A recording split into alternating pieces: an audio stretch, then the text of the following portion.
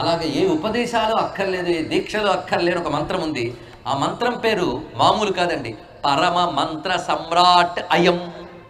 దీన్ని పరమ మంత్ర సమ్రాట్ అంటారట. మంత్రంలో గొప్పదైతేనే మంత్ర సమ్రాట్. పరమ మంత్ర సమ్రాట్ అన్నాడు, పరమమైన మంత్ర సమ్రాట్.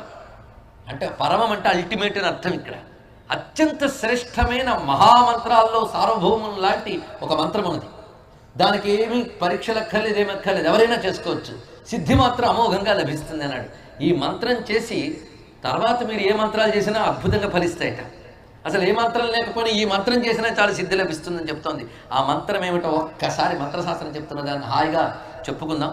శివాయ గురవే నమః పరమ మంత్ర సమ్రాడయం. అదే అండి, శివాయ గురవే నమః. ఇది మహామంత్రం. రోజు సులభంగా అంటున్నాం, ఇప్పుడు తెలిసిందిగా విలువ, ఇక హాయిగా తెలిసానండి. నిరంతరం మీరు అనండి, పిల్లల చేత అనిపించండి, బుద్ధులు బాగుపడతాయి.